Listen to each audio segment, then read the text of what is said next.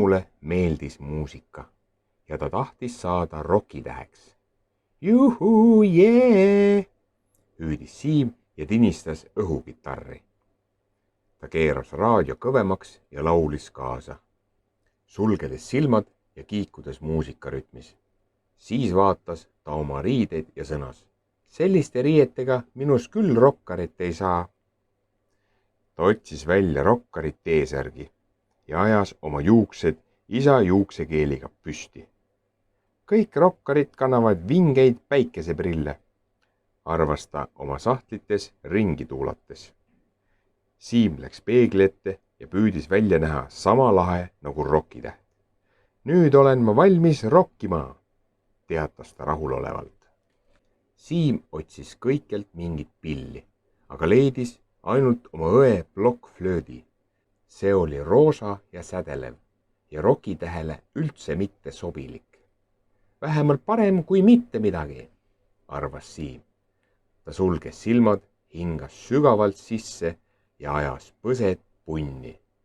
Siis puhus ta flööti nii kõvasti, kui jaksas. See tegi hirmsalt häält. Kiiks kääks.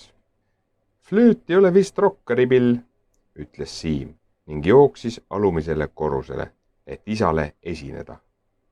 Ta laulis nii kõvasti, et järsku hõikas ema köögist isale. Kuule, kas kass käraunub toas või? Isa pugistas naerda.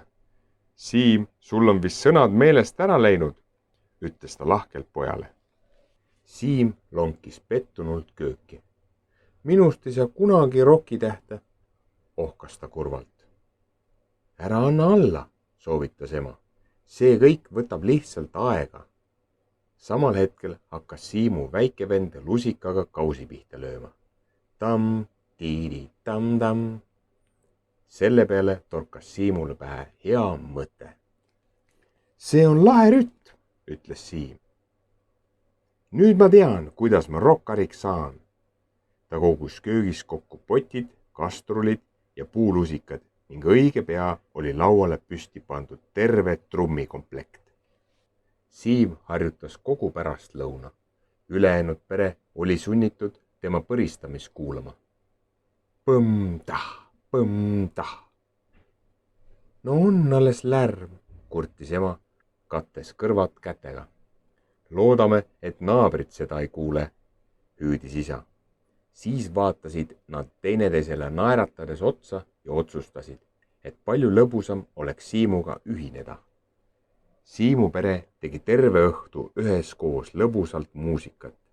Siimude laulis, juukse harjas mikrofoni. Ema ja isa mängisid õhukitarre ning Siim ja ta väike vend mängisid trumme.